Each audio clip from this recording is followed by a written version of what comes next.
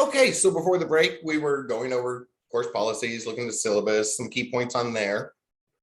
One thing that came up, I meant to mention and forgot, this is a virtual class. We're attending through Zoom, and well, we haven't quite left thunderstorm season yet, and other things can happen.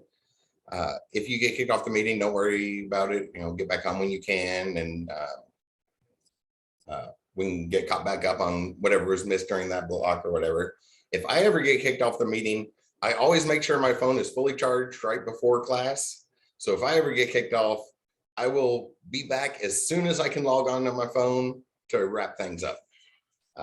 Hopefully that won't happen, but just to let y'all know that that's if I get kicked off, it'll make somebody else host temporarily. And as soon as I can, as quickly as I can pull my phone out of my pocket and log back into Zoom, I will be back and I guess kind of wrap things up. That happened early.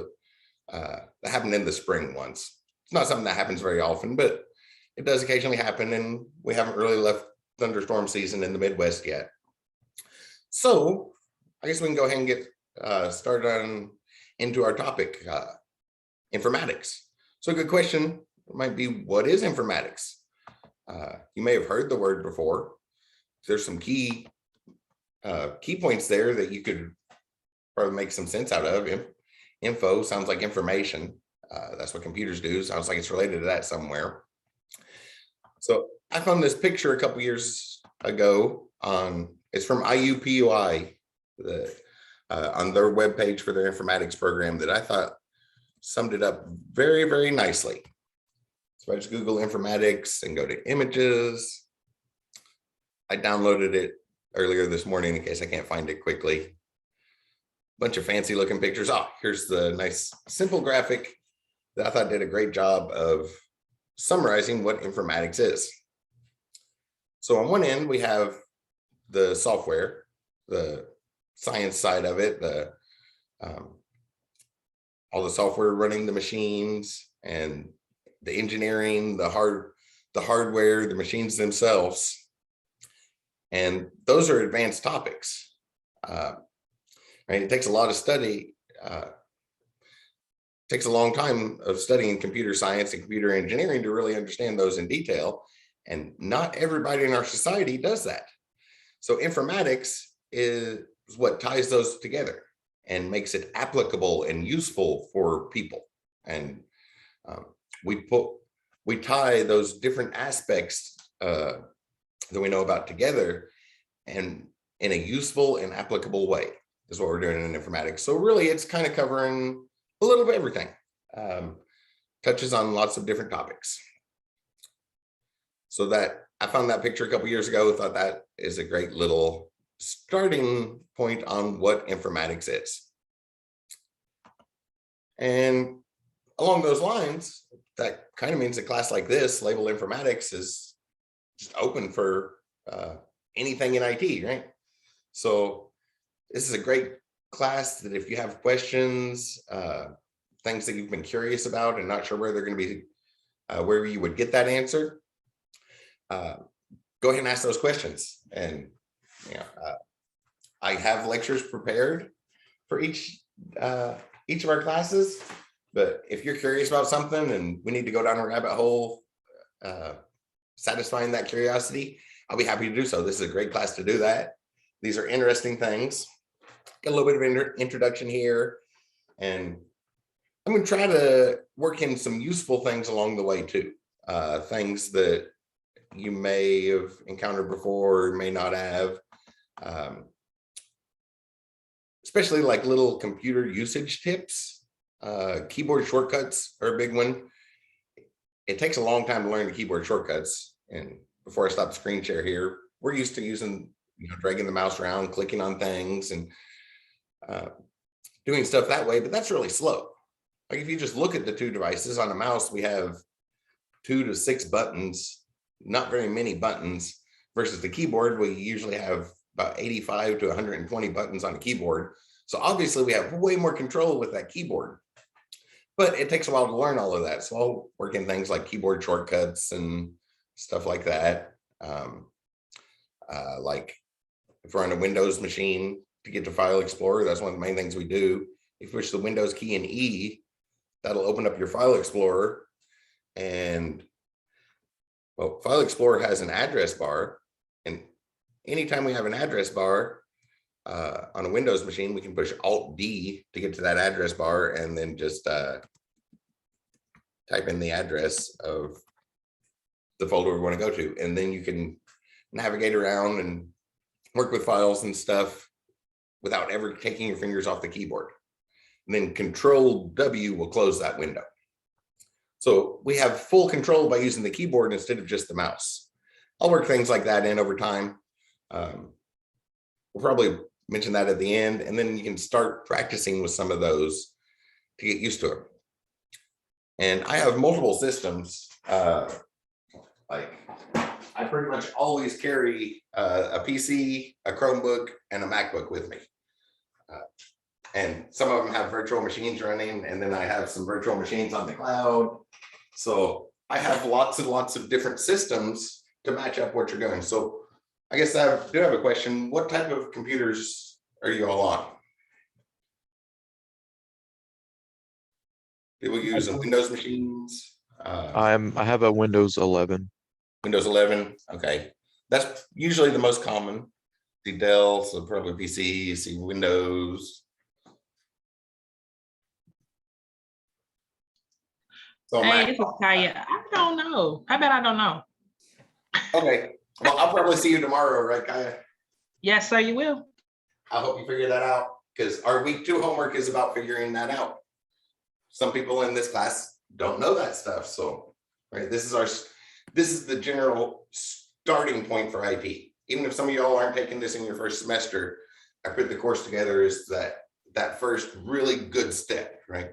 You might have already took a couple steps, but this is the well-organized, formatted, making sure you're getting off on the right foot on everything. It's kind of what we're looking at in this course. So I see mostly Windows, which is fairly typical. I saw a couple Macs. I didn't see Chromebook pop up there much. Oh, I see a Chromebook. I really like my Chromebook. One thing I've found over the years, well, over the last couple of years, is it seems like a lot of people just kind of took a guess at what a Chromebook was and then went with that guess, and they're really surprised when it does more. There was an IT meeting around not long ago for School of IT, and a bunch of people sitting around, and somebody said something about Chromebook, and I really got that impression. It's like, I think they just guessed what a Chromebook was. So I pulled mine out, opened it up, and ran an Apache server on it. It's like, are you sure you're talking about a Chromebook? Because here's an Apache server running on my Chromebook. You can host a LAMP stack right here. But some people seem to just take a guess, but I'll include that. I see all different systems. And if we're heading into IT, we're going to see them, right? If you're on the IT support desk, some customers are going to come in with questions about that, the Chromebooks, some with PCs, some with MacBooks. So you want to be at least a little familiar with them, even if it's not your main system. You don't want to be completely alien about it in case somebody ever asks you a question. Because that's one thing about IT is we specialize. We have lots of different branches of IT, right? Some of those are going to be networking people, some of software developers, some people in IT support. But people who aren't in IT are just going to know that you're in IT, and they're going to direct their questions towards you. Right? You might have a doctorate in cybersecurity, and somebody will be like, "Oh, you're a computer person. Can you tell me how to crop an image in Microsoft Word?" Because questions are going to come your way. So you want to be familiar with them, ready to answer them, things like that. There's a lot of scattered things we're going to cover in this topic, right? That's tying it together, making it applicable and useful. So like I just mentioned, keyboard shortcuts, I'll show them on a few different systems. Look like Windows was the overwhelming one. So we'll look at that. Got some lead-in stuff to do that before we get there. We'll just kind of work that in over the semester. And if you have questions, it's a great class to ask them in. So for introduction here, I guess starting with a history or lead-in. I'll put that as the topic. History or lead-in to where we're at. Oh, and since we're on Zoom, if some of y'all are new to classes on Zoom, by default, you're probably looking at the gallery view where everybody gets a little bitty box, and there's a lot of people in this class, so the boxes are all really little. If you go up to the upper right corner above the thumbnails, you'll see a view that says speaker view, and that should make mine much bigger so that you can see what I'm writing on the board here. I just happen to have this chalkboard at home. I'm a math person, and this is sitting in my home gym. This is where I did my math. And then when everything went virtual a couple of years ago, it came in really, really useful for this, because I can just give the same lecture here that I would in the classroom. If you're having trouble seeing that, make sure you switch to speaker view so that my thumbnail is a little bit bigger than everybody else's. So humans have needed to represent information for a long time, right? That's not a new need. Humans need to represent information.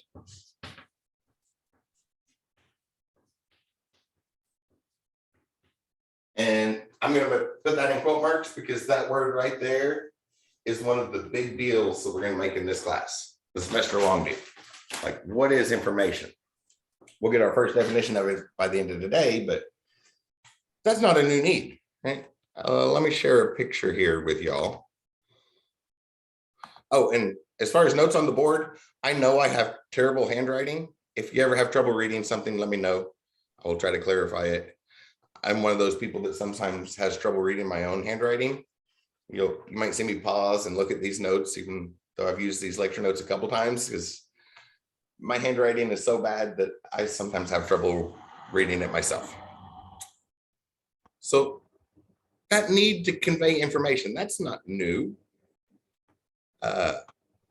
I like to look for this. I'll go over to Google and I'm gonna search for clay balls from Mesopotamia, which I've searched for a few times, so it brings that up. So these things called bullae. These are ancient things. This is like thousands of years before Babylon and Samaria and all of that. But there's just little clay balls, wads of clay. They would put little pictures on them, and they would put stones inside them. Stones of different shapes and colors were put inside there. You can kind of see it here. Notice right above that seal, they would put sticks and reeds, and as they sealed it up, sealed those colored stones inside of there, they would put sticks and reeds so that there was a definite break point. And everybody's pretty much in agreement that that is definitely conveying some sort of information. We have no idea what. The leading theories is something to do with flocks, right? Like shared grazing ground, and they would keep track of how many sheep each different shepherd had or something like that, but we really don't know what they were representing. It's meaningless to us, but we can look at it and tell that they were trying to represent something. There's this colored and shaped stones sealed up in clay very precisely.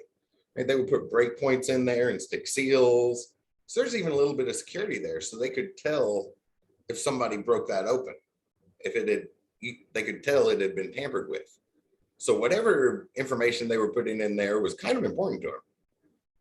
So the human need to keep information is not new. It's been around for since way before recorded history. So way back there, I'm just going to write clay balls with stones. Clay balls with stones in them. We don't know for sure what it was. There's some leading theories that all the theories that archaeologists produce tend to make a lot of sense because they thought really hard about them. But we'll never know, short of getting a time machine and going back and asking those people what those things were, what those stones represented. But that's kind of what we do in the modern world, right?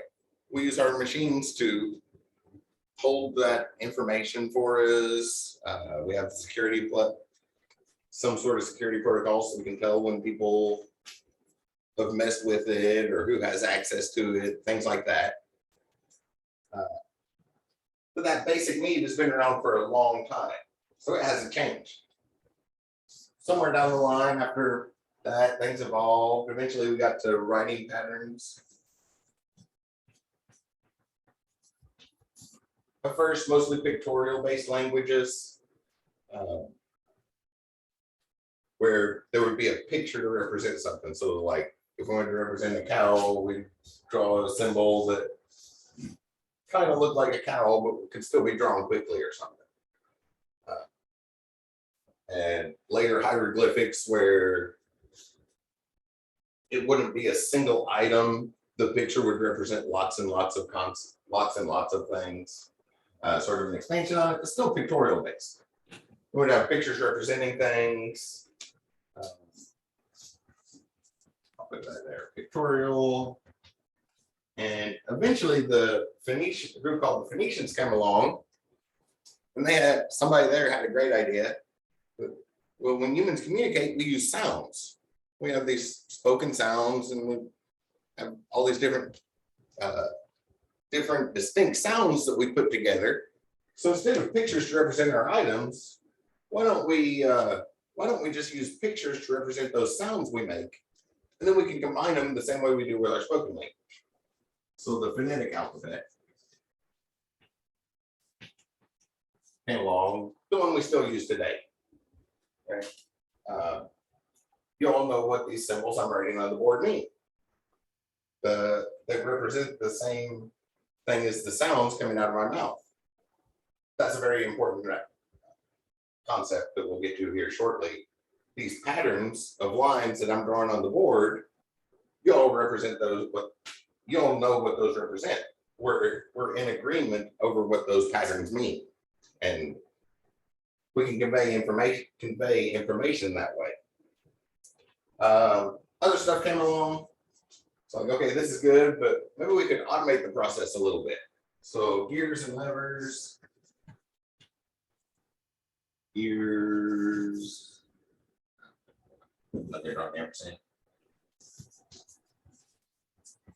Gears and levers and little machines that would just run and keep doing things, and we could kind of store some information in those.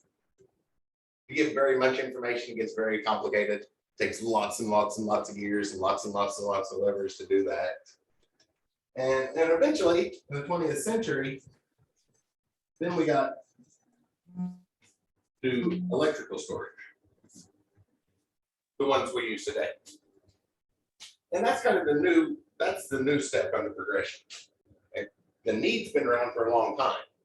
That store information, retrieve information, agreement on what that information means. Because that those those clay balls from Mesopotamia that I pulled up a picture of, we have no idea what they mean. That is meaningless data to us. We could never turn that into information and get anything useful out of it. But for the people in the Fertile Crescent 10,000 years ago, there was something important there because they were in agreement over what those patterns meant.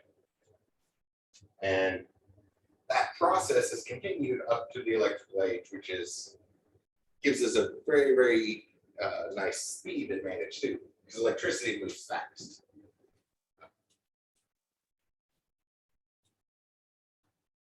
Yeah, electricity moves fast. I about went off on a little physics tangent. There's some things described wrong about wires. Right? The wire is a place to organize it. There's actually a wave that propagates outward from the wire, and it's the speed of that wave which moves at the speed of light. The electricity flows, not the electrons moving down the wire like you were probably taught. That goes very, very slowly. That's like the electrons moving down the wire. That's millimeters per hour. But as they do that, they create a magnetic wave outside of the wire that carries the power, and that moves at the speed of light. So we can satisfy this need with a very, very fast tool. It's okay if I erase the board here. Just some rough notes, all that Yes. probably makes sense. Things you already knew in the back of your mind. Okay. And I always try to ask that question about erasing the board. I remember sitting in many classes myself trying to keep up with notes, and then boards would suddenly get erased. Or sometimes lectures would continue while the board was being erased, so then there was just a big gap in what actually made it onto the board. I remember that very vividly. So with that electricity stuff, so we're just kind of in the intro today. We'll talk about this in a little more detail in the hardware section and stuff, but just the basic idea, because coming in here, a lot of people are probably curious about this. Some hardware stuff.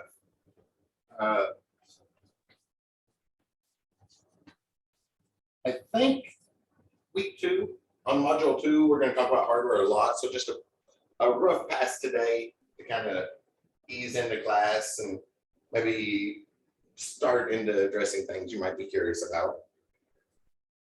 Hardwares are physical components.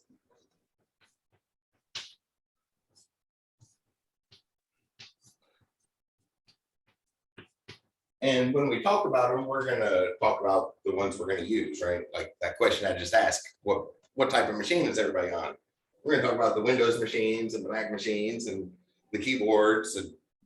But you might be curious about what's going on at the deeper level. So I wanted to mention that, the actual machine.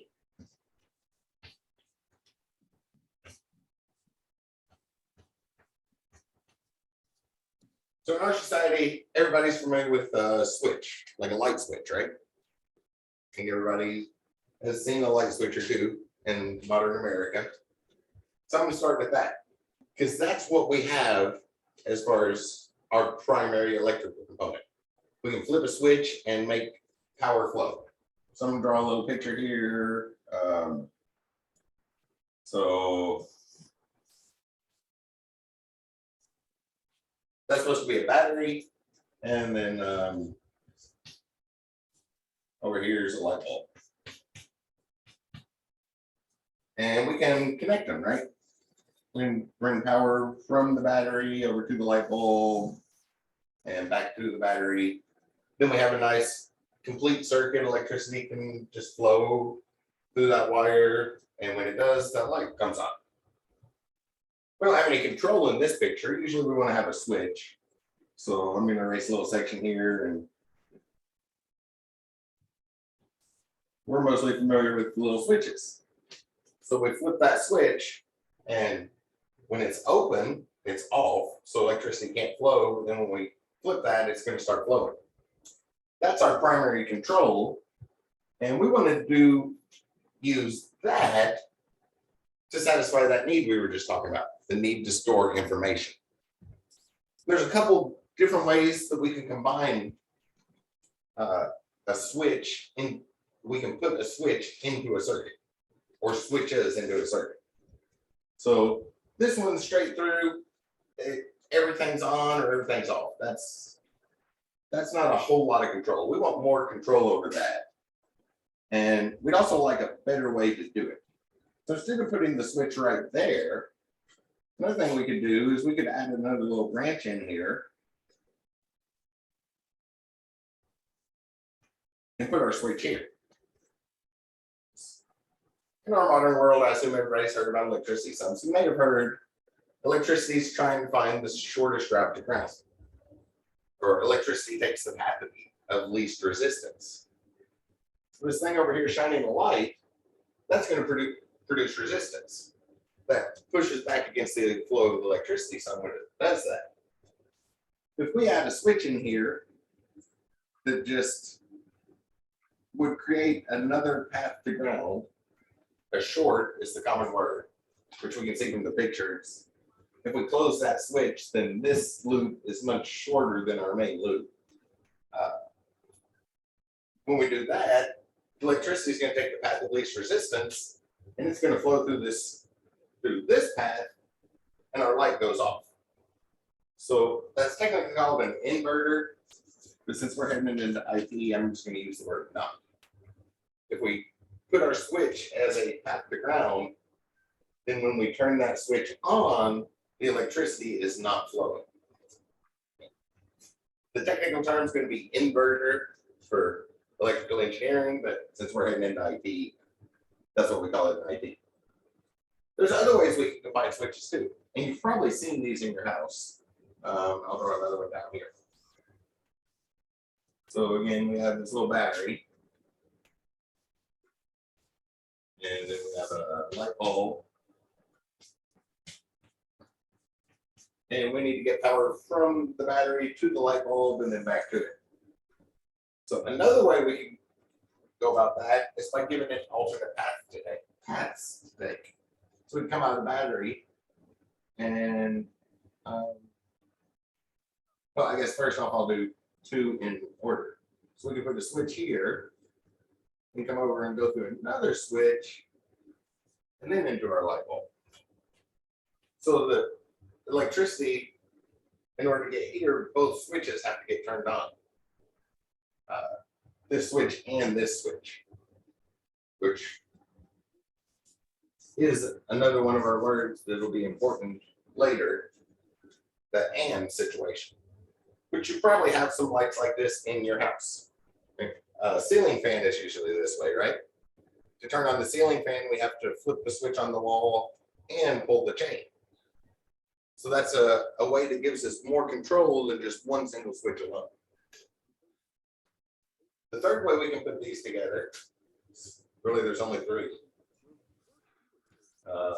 We come out of the battery. Light bulb over here again.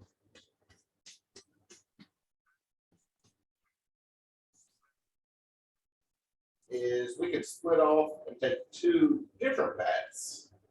Just put a switch here. Or you come down, put another switch here. Then bring that back together. I'll come around this way. So this time, electricity is going to try to flow, and if those switches are open or off, it can't get past the switch, so our lights get stay off. But if we turn either one on, so if we turn on this bottom switch, then our electricity can come out, flow through that bottom path and get over here. Or we could flip this, leave the bottom one off and the top one on, and then electricity take that top path and get over and turn the light on. So it could use either switch, or the key word we're going to use a lot is or. And that's basically the three ways we have that we can hook switches together.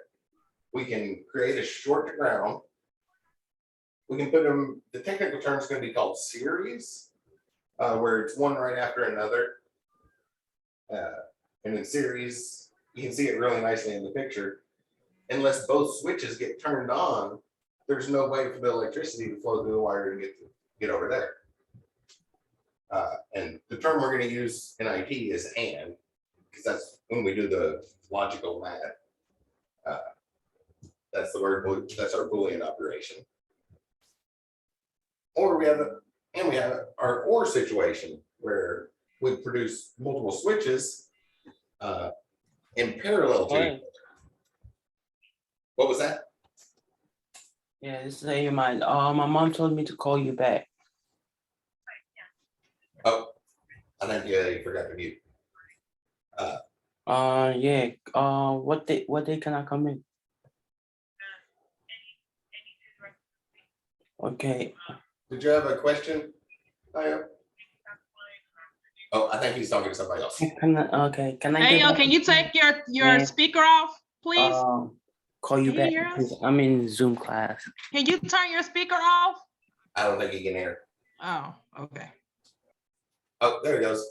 So yeah, so our third one is the technical term is going to be parallel, which you can see from the picture. Those two switches are parallel to each other, so if either one gets turned on, then our electricity can flow. And then we can combine that. We can do lots and lots of different combinations of those. Like instead of I'm gonna draw the battery like this time, and then some sort of light bulb over there. So instead of a single switch, we could put an or switch that would short us out to ground. and then have a not or combination. So we can build up lots and lots of complex versions of that. And that's the term I might as well go ahead and distinguish now. I'll use that a lot this semester. There's complex means lots of little parts, lots of easy things. And I'll use the word complicated to mean hard things. And the word complicated is not going to show up very much because machines can't do complicated things. Machines can only do lots of simple things. Lots and lots and lots of simple things. So we'll mostly be talking about complexity. Do you have a question, Dylan? I just saw the hand that I've been up for a second. Yeah, so I had a question. So you said nothing's gonna be complicated with the like series and all that in the optional you said, right? Yeah, it's going to be, we build up complex versions of it. So we are gonna go over the complex version? Oh, we're just going to talk about a lot of different things. I was just kind of talking, we're not going to get into much detail. I like to talk about this because a lot of people are curious about how it works, but really getting into the details of that is electrical engineering. Yeah, because I did electrical engineering, so I kind of know exactly what you're talking about with all this. And that's why I asked the question is like with the automation and all that. Oh, no, Like I just talk about this because most people don't take electrical engineering and they're just curious about it. all right. Thank you, I appreciate it. Might be the next set of notes. There's at some point in the first week or two, I was also going to talk about transistors and how those work, because just to satisfy some curiosities, a lot of people starting out here might find themselves curious how the machines do it. So these are basically what we have. We have these switches. It's okay if I erase these pictures? They took up all my space. Yes. Yeah. So then what are we going to do with them? Because, well, really, these are like your house. Point out the ceiling fan. The or one that I already erased, that's like the three-way switches. Most people have those in their by stairs or maybe in the garage, where you have different switches on different, like at the top and the bottom of the stairs, and we do different combinations between them. It's similar to that. Three-way switches are actually a little bit different, but some people actually wire theirs up vertical, like an OR gate. You may have encountered that, but you've probably seen the single version of that in your household somewhere. But how do we turn that in there into something meaningful? How do we assign meaning to that?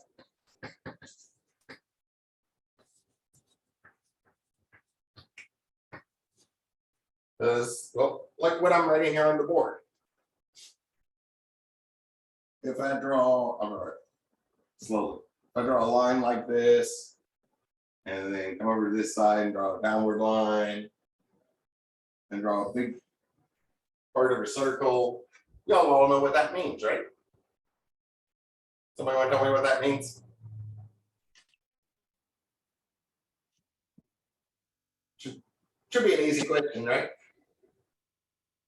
That's the number 5. Yeah.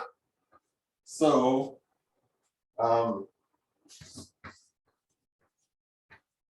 humans agree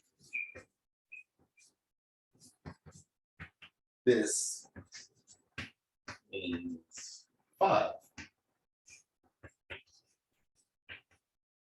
Which again, with the sound, we're in agreement that represents something, right? Like the number of fingers we have. We have that many fingers, or take 5 steps backwards across the room to get off the camera. But there's a certain meaning to those patterns of sound, phonetic alphabet, or the Arabic digit that we all agree that means the same thing. Same thing with our letters, the phonetic alphabet, right?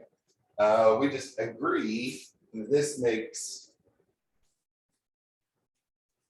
agree this represents, this is going to represent A for the ah sound, or sometimes the schwa sound. But there's different sounds, so we just all agree that this letter makes. Then there's diphthongs, and when we put this next to a different letter, it'll behave differently, right? If we put it by an E, it behaves differently than if we put it, then if we see just an A, but there's that agreement.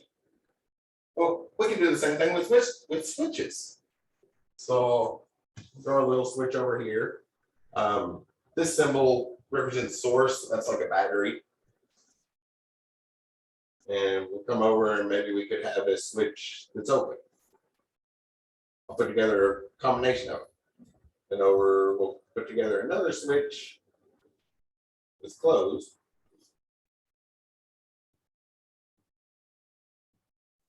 I'll put an open one.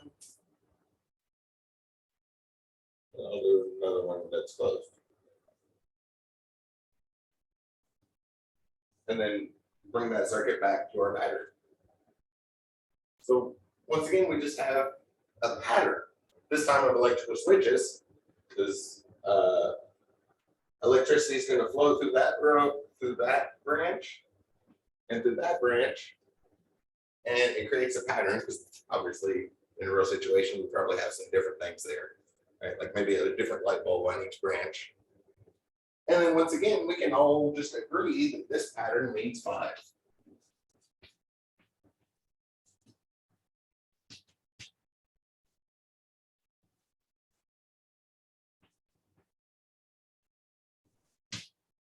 Means the same thing as these lines I drew on the board here.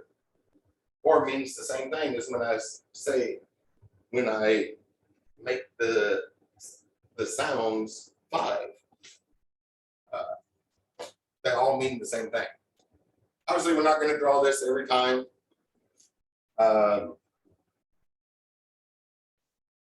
Yeah, we just assigned the pattern of off on to mean 5. And we're going to talk about that, I think, in week 3. I'm going to talk about that some and see how we get to that means that. For now, you'll just have to take my word. Some of y'all may already know that. But we're not going to draw this picture every time either, right? For the most part, having your way through your IT classes, we need a better way to represent that. We're not going to draw a big picture like that. We need a couple symbols, and we'll see why when we get to the math section. Although we still use these symbols all the time, even when we're not doing the math stuff with it, just because they're quick and easy to write, is our 2 of our easiest symbols are going to be 1s and 0s, or a circle and a straight line. So when we're talking about math and numerical stuff, then it's a 1 and a 0. But otherwise, it's a circle and a straight line because they're really easy symbols to draw. And this same picture here would be represented as 0, 1, 0, 1. Which is probably what you're familiar with. And a quick little addendum that Dylan probably knows the difference of. So he says he's got some electrical engineering background. Through all your IT classes, and in general, if we're using binary, we're going to say 0 means off and 1 means on. But that is a simplification for understanding. That's a simplification to make it easier in classrooms. For example, we're on a Zoom call, so everybody's watching me make these notes on a monitor, right? In our modern world, probably not a cathode ray tube, a flat screen monitor with lots and lots of individual pixels. Each pixel can produce red, green, and blue colors. We're gonna talk about that at some point this semester too, how we get all that. I have all sorts of odds and ends that will hopefully satisfy your curiosities on things. And those pixels on your screen that you're looking at, exactly half of them turn on when they get a 0, and exactly half of them turn on when they get a 1. They do that to minimize it. You've probably seen it before, how your screen might take a lot of damage and still work fine, but in a different spot on there, a little bit of damage will destroy the whole screen. They mix and match which way it goes. So technically, the correct version, when we're into the electrical engineering level, is a 1 is when we source the current, and a 0 is when we sink the current. But this is not an electrical engineering class. We're not going to get into the details of that. The really quick version would be turn these switches around, right? Some of them point this way and some of the switches open the other way. Is kind of starting to lead into that. That's getting into detailed electrical engineering. For our classes, and when you're studying it and when you're talking about it, we're almost always going to use 0 is off and 1 is on, because it's confusing enough to talk about it that way. If we get into those fine details, even when electrical engineers are talking to each other, they'll often do that. And if they need the actual, whether we're sourcing or syncing it, they're going to stop using the 0s and 1s and use those words instead of those symbols. So we pretty consistently do 0 is off and 1 is on. And if that changes at any point, when we're talking about binary stuff this semester, I will make sure and explicitly state that it's not solely the on-off thing. So for education, talking about it, communication, there's that simplification, but at least keep in the back of your mind that when we really dive into the electrical engineering level, 0 and 1 means something different. 0 and 1 don't necessarily mean on and off, but those are binary states. They work nicely. And that's how we build this up. We store our data in patterns, the things we want to keep track of. We'll put that into an electrical pattern, and the machine can repeat that pattern. Because along with those switches, we can also set up switches to be automated. So the machine can flip its own switches. So unlike our house, the example I kept referring to, where we flip the switch on the wall and pull the chain on the ceiling fan to make it work, the machine is automatically flipping its own switches, so it can happen at time scales that humans can't really even comprehend. Right? It seems instantaneous for us. We'd have to actually print out the number to see how quickly the machine is doing it. So it can happen very, very quickly when the machine controls these patterns.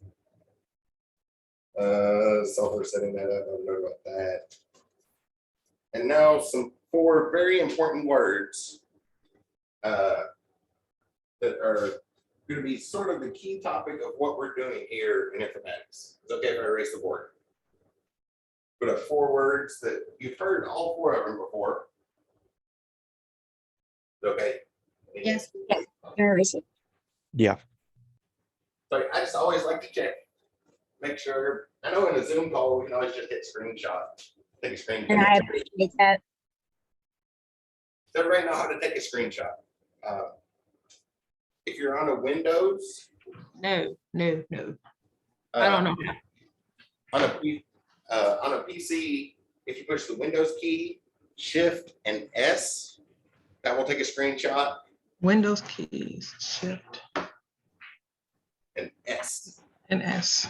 as in a screenshot. That'll take a picture. If you're on a Mac, it's Command Shift 3 will take the whole screen, or Command Shift 4 will give you little crosshairs where you can pick a section of the screen. Oh, shoot. And on a Chromebook, if you push the Control Shift desktop key, which the desktop key on a Chromebook is the one that it looks something like that.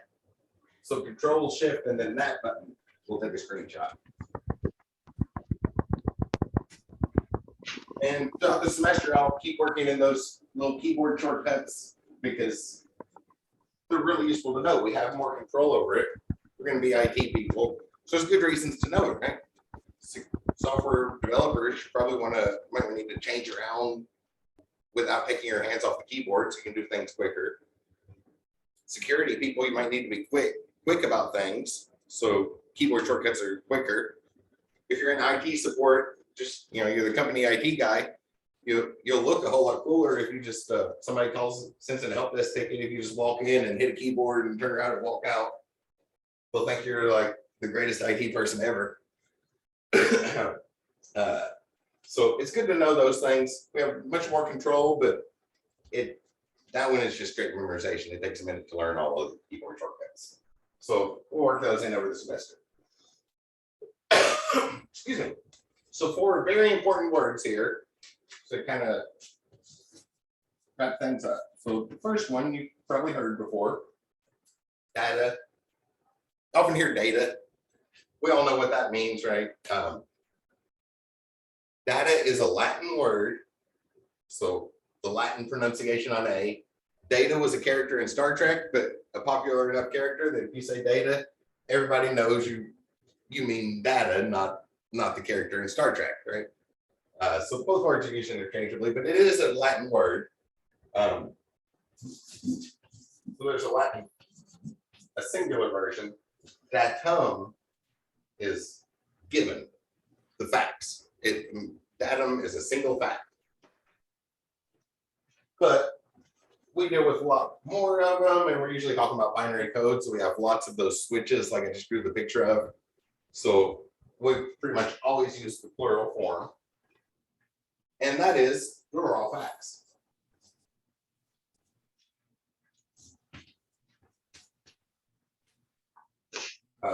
Meaningless.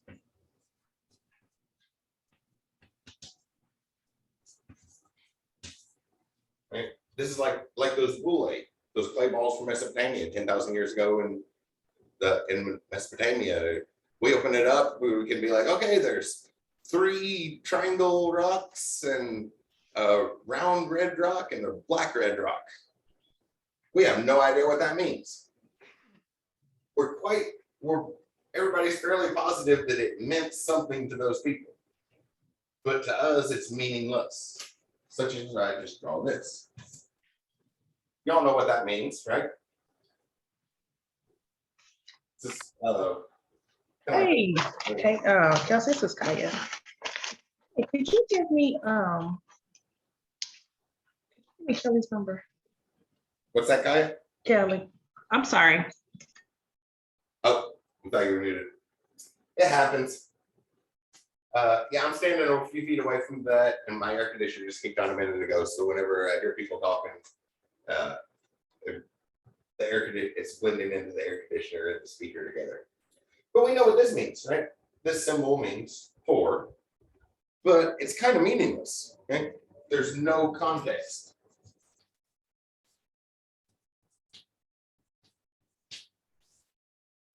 We know what it means, but we can't apply it anywhere. So the next term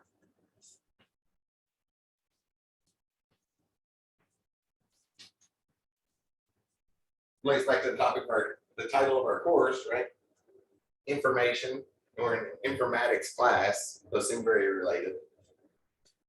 Information takes the raw facts and makes them useful.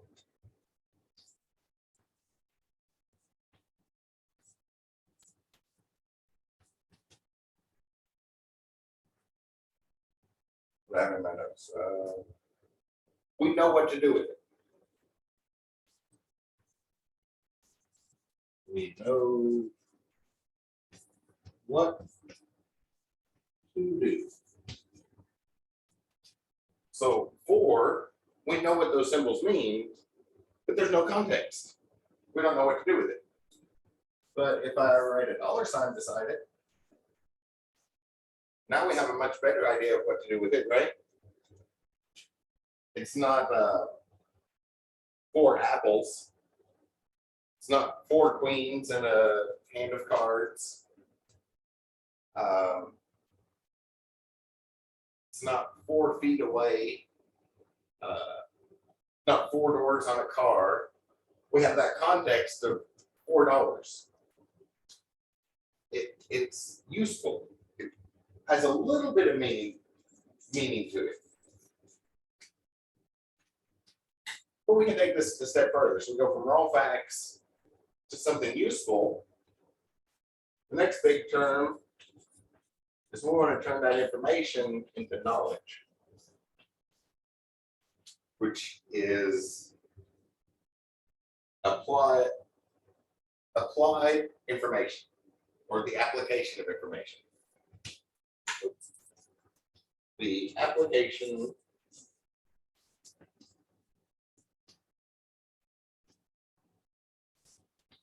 of information.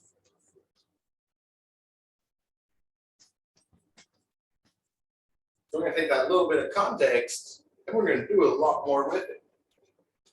So not just $4, but let's say $4 shipping.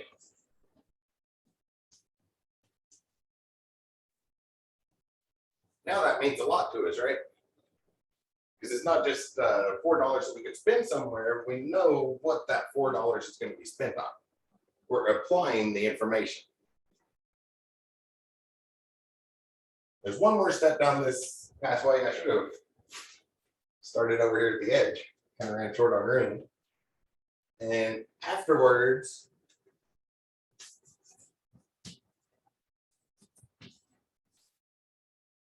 the word wisdom kind of relates to those other ones, right? And that's going to be the analysis of knowledge.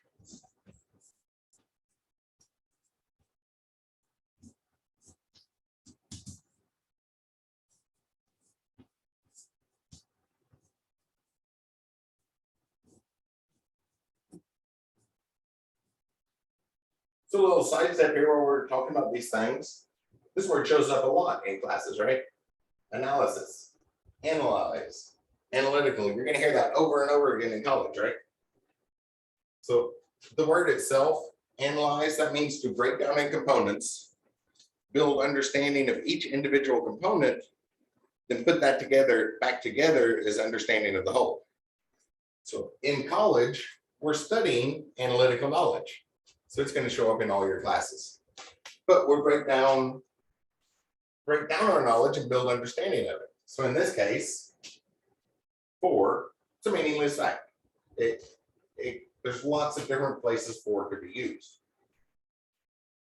Turned into information by saying specifically $4. So we know that's used in trade and barter. We're going to give that to somebody else and they'll give us something in exchange for it. It's become useful. Then we'll apply it. In this particular case, $4 in shipping. And analyzing it is kind of looking back on our application of that knowledge. So let's say $4 in shipping, it's like, no, I want the free version. Move that checkbox down, I want the free shipping. Then 4 weeks later, after 5 or 6 phone calls with customer service, you finally get the package and the thing's broken. What's our analysis of that $4 shipping there? It comes in late, it's broken when we get it. Probably our general analysis is probably should have spent the $4, right? Right. The $4 would have been worth not having to order the item again, or the headache of waiting on it and stuff. So we have this 4-step process, and that's really the core value of that initial need we started talking about that humans have had for thousands and thousands of years. And that's what we're looking at in informatics. The flow from data into information, turning that information into knowledge, and then gaining wisdom from that knowledge. All words we've heard about before, right? And in particular, when we say informatics, we're talking about doing this with computers, with our modern technology. Because it's not just computers. My air conditioner just kicked on again. And I bought a couple, went to Home Depot earlier this summer, bought a couple window units, or well, one window unit and then another one of those newer style where it sits in the middle of the room and a vent goes to the window. Same size as the window unit, but small air conditioners. But they automatically hook to the Wi-Fi when I plug them up. So even the air conditioner, that's not even an option on new air conditioners. It has to connect to your Wi-Fi. So it's not just computers anymore. We have the whole concept of Internet of Things.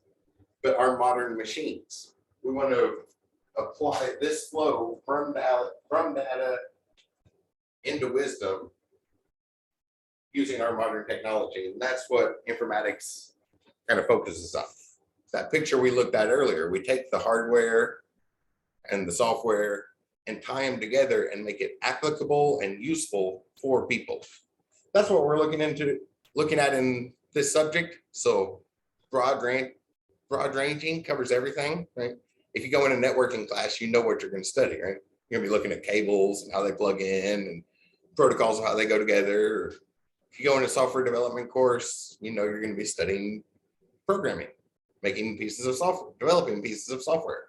But for informatics, since a lot of people might not know that word coming in, we're looking at what ties all those pieces together into a useful and applicable way to make it follow this flow, the need humans have had since long before pre-recorded history, to turn our raw facts into something useful, apply them somewhere, and then gain some insight from them.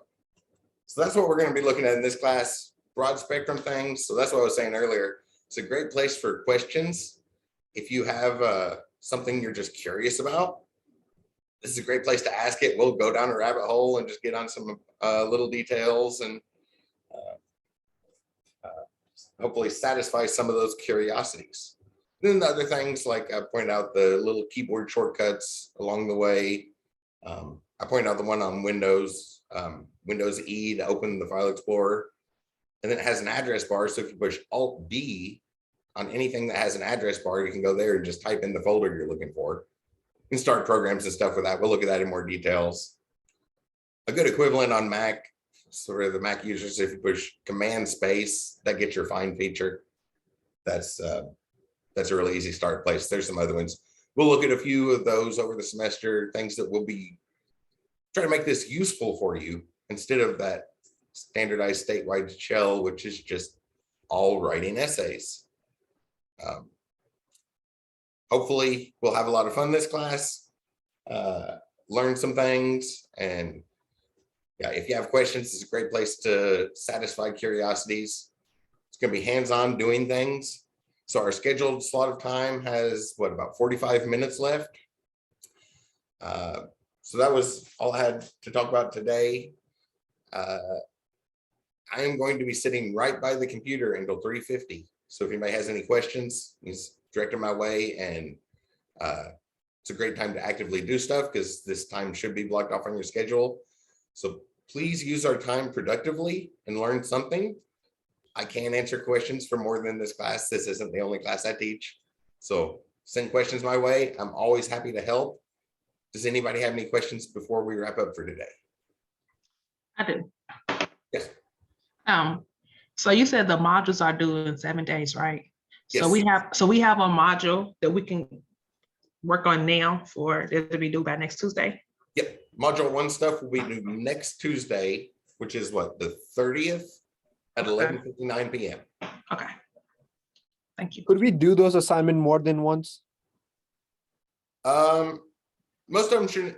There's not a lot that need done more than once.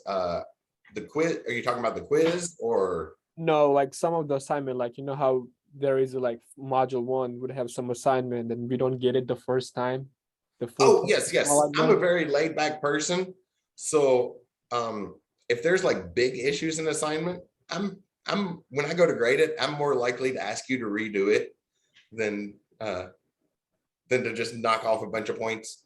But yeah, if you're not happy with the grade and would want to redo it, I'm okay with that until we run out of time at the end, because knowing this stuff here will be important as you move into an IT pathway. Thank you. Thank you too. Any other questions?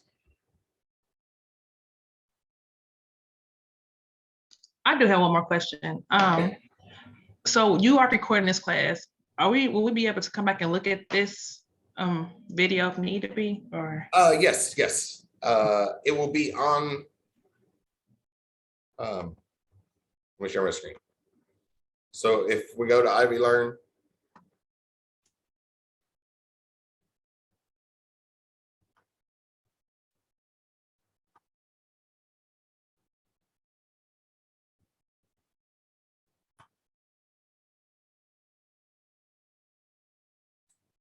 When you go in our course, it takes about 20 minutes or so for the videos to render down after the class.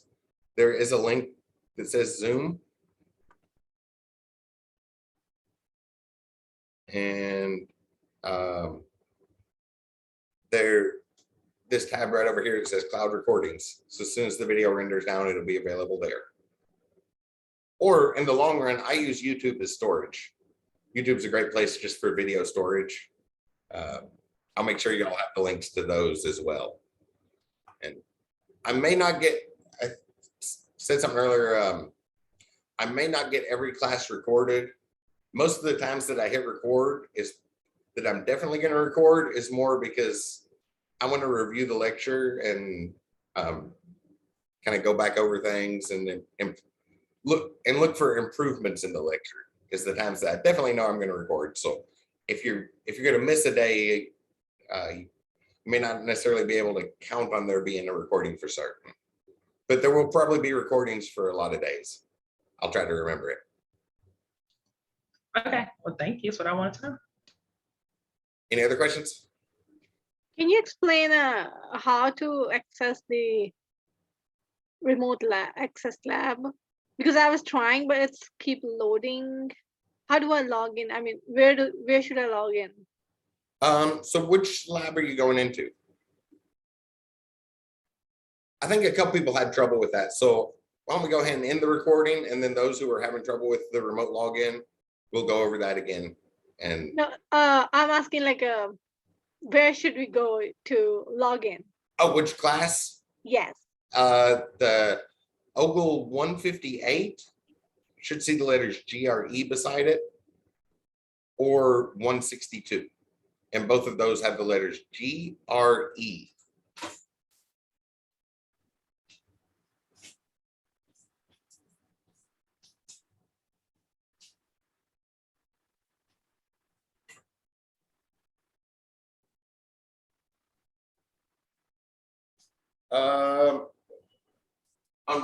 On where? On the so a question popped up in the chat room.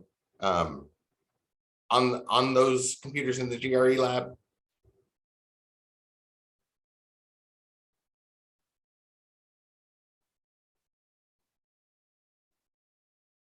Which assignment are you looking at, Joseph?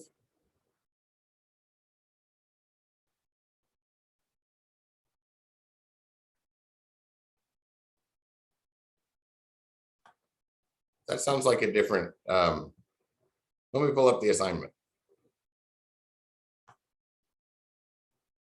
Question 4 on GRE Access Lab.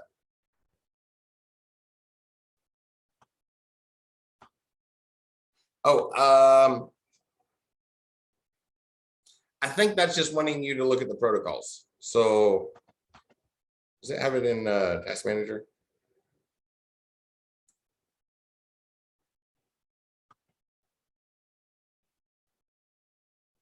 So there's a couple places. One place you can look is if you go turn Windows features on or off. Can you see that even without access?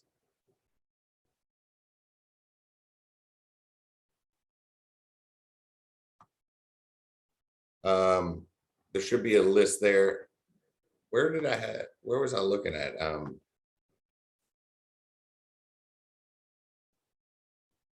Oh, nope, that's searching.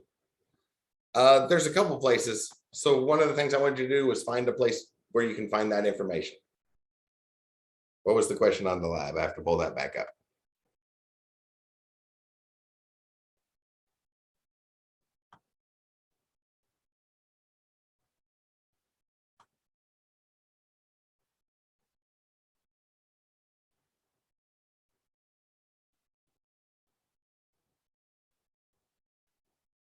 Are you looking at this one, Joseph?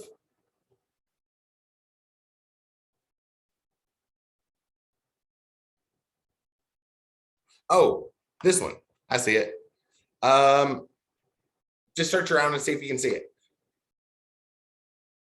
So if you can't access it, I will accept no for that question.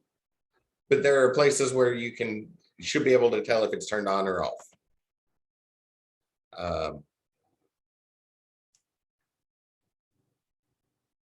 Where did I look? Windows X.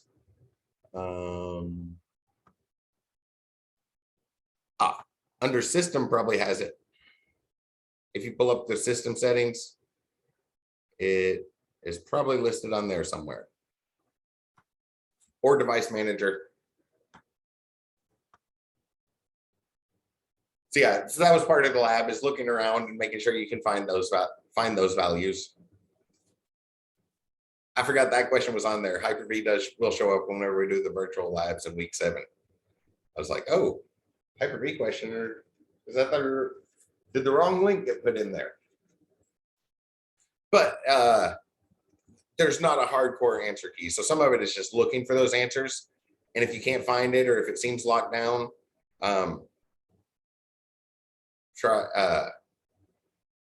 put no that it says you need admin privileges. A question in the chat room, an alternative way, the Beyond Trust is the only way to log in. It's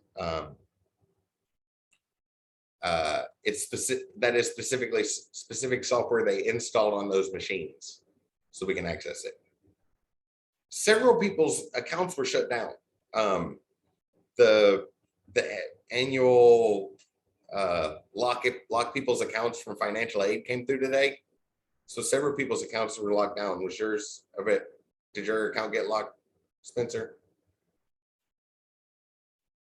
Okay. Yeah, some people were having trouble logging into Ivy Learn and My Ivy as well.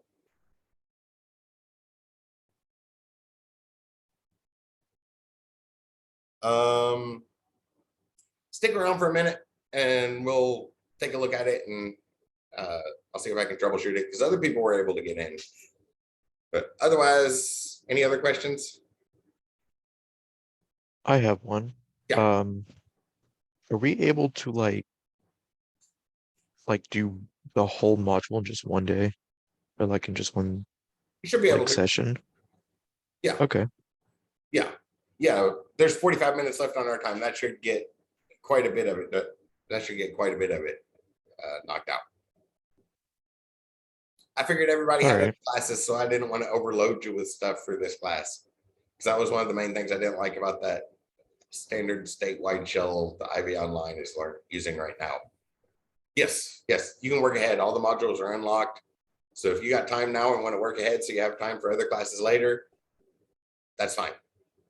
Yeah, I was already working on the 250 word post, and Okay. I was almost done with that. I was just making sure. Yes. All So right. it's all open, and it shouldn't take long to get through all of it. I kept that in All right. mind, that everybody has probably lots of classes and jobs and other responsibilities that take it. We don't need to eat up all of our time in this class, so I tried to keep it somewhat short for you. Okay, so for those who have a question about Beyond Trust, stick around for a moment. Otherwise, I'm going to stop the recording. That'll be it for today, and I will see you all on Thursday. Let me know if you have any questions. I'll be sitting here till 3:50 right by the computer. All right. See you. We'll see you tomorrow, and I'll see you in class on Thursday. All right. See ya. All right. Bye-bye.